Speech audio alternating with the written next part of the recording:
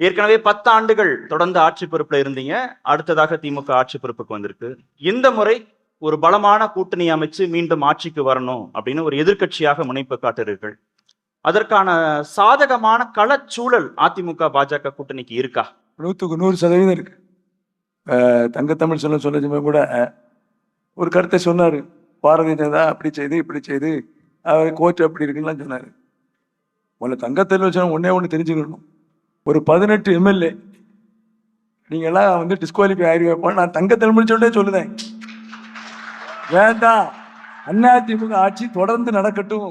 அதிமுக ஆட்சி தொடர்ந்து நடக்கட்டும். இவர் என்ன செய்தாரு தெரியுமா? சட்டையை கிழிச்சிட்டு டிஸ்குவாலிஃபை ஆனாலும் பரவாயில்ல, இந்த ஆட்சியை கவுக்கணும் அப்படின்னாரு. ரிசல்ட் வந்து தெரியுமா? அதிமுக ராஜ்யசபா எம்பி, அதிமுக சட்டமன்ற உறுப்பினர் சட்டார் இங்க இருந்து எங்க திராவிட முன்னேற்ற குறையா சொல்லல. ஏன்னா தாக்கு பிடிக்கப்படல.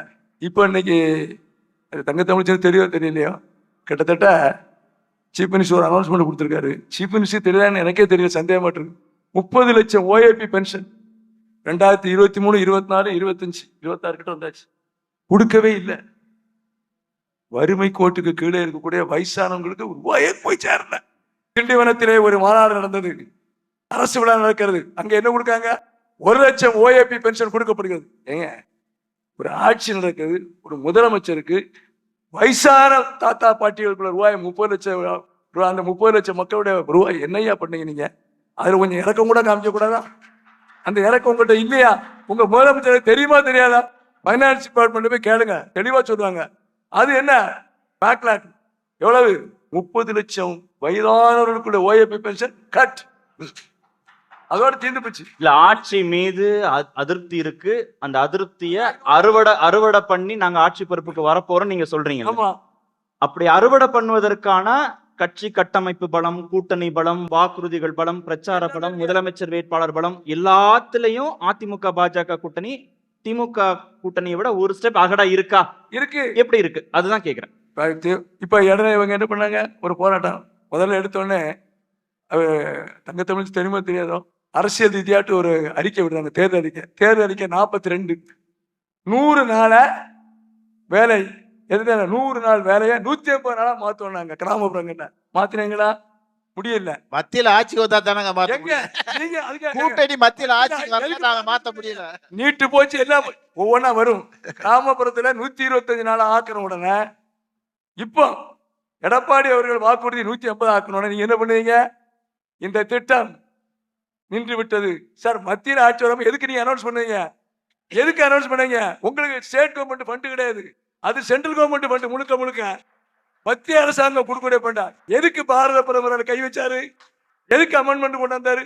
1000 கோடி ஊழல் இந்தியா உள்ள எடுத்ததுல பிஜேபி ஆளுநர் மாநிலத்தை ஆட்சியை தவிர திமுக ஊழல் நடந்திருக்கு. இதான் கதை. இதை முதல்ல தெரிஞ்சு வச்சிருக்க. பாஜக எதிர்ப்பு ஒண்ணு மட்டுமே இந்த தேர்தலை எதிர்கொள்வதற்கு எங்களுக்கு போதுமானதுன்னு சொல்லியிருக்காருல, அதுவே உங்களுக்கு பெரிய பலவீனம் நினைக்கிறாங்க. பாஜக கூட்டணியே பாரதிய ஜனதாவுடைய வளர்ச்சி எப்படி இருக்கு தமிழ்நாட்டில் எல்லாரும் தெரியும். அவர் புதுசா சொல்லுவாரு, அவங்க வளர்ச்சி எப்படின்னு தெரியும். குடும்ப ஆட்சின்னு எல்லாரும் பேசுறாரு. நாங்க பேசல, இருக்கக்கூடிய வந்திருக்கூடிய ஆடியன்ஸ் பூரா பேச ஆரம்பிச்சாச்சு. நீ எந்த இதுல போய் ஓட்டு கேட்க போறீங்க? இந்த 5000 ரூபாய் கொடுத்தா ஓட்டு கேட்க முடியுமா? அதுக்கு கோடை காலம், அதுக்கு ஒரு சென்டென்ஸ் போட்டுக்கிட்டீங்க. 2000 போட்டு ஒரு இதெல்லாம் என்னத்துக்கு? லேப்டாப் எப்ப கொடுக்கீங்க? தேர்தல் நெருங்கி 27 மாசம் 1000 ரூபாய் கொடுத்தீங்க. நீங்க நீங்களும் 2000 கொடுக்குறோம்னு சொல்லியிருக்கீங்களே. நாங்க கண்டிப்பா கொடுப்போம். கொடுப்பீங்க. நாங்க கொடுக்க பார்த்தா நீங்க மட்டும் தேர்தல் அறிக்கையில சொல்லலாம், நாங்க தேர்தல் அறிக்கையில சொல்லக்கூடாது. நாங்க கொடுக்க சொல்லுதோம். 2000 நீங்க கொடுக்கல, நீங்க கொடுத்துருந்தா இப்ப ஒத்துக்கிடுவேன். இல்ல, பாஜக எதிர்ப்புங்கிறது பலமா பாக்குறாங்களே திமுக கூட்டணியில. அவங்க எப்பவும் பார்த்தாலும் பாஜகவுக்கு எதிர்த்து பேசிட்டு இருப்பாங்க, வேற வழி கிடையாது. அவங்கள்ட்ட மைனாரிட்டி ஓட்டு இருக்குன்னு சொல்லிட்டு பேசிட்டு இருக்காங்க. இப்ப மைனாரிட்டி ஓட்டை பிரிக்கிறதுக்கு அங்க ஒருத்தர் வந்திருக்காரு. அதனால நாங்க தைரியமா இருக்கோம். ஆக மொத்தம் அதிமுகவுக்கு மைனாரிட்டி ஓட்டு வராது. மைனாரிட்டி ஓட்டு பிரியும் அந்த பயத்துல அவங்க பிரிஞ்சு அங்க போகும், இங்க வராது. எங்களுக்கு வரும். வராதுன்னு சொன்ன வரல, வரும். அப்படி நம்பிக்கையா சொல்லலையே. பிரிக்கிறதுக்கு ஒருத்தர் உட்கார்ந்து இருக்காருன்னு அவர்கிட்ட கொடுத்தாச்சு. அவரு இப்ப எதுக்கு அவங்க பயப்படுறாங்க? எதுக்கு அவங்க பயப்படுறாங்க? திமுக எதுக்கு அவங்களை கண்டு பயப்படுறாங்க? இதே ஒரு ரீசன் தான்.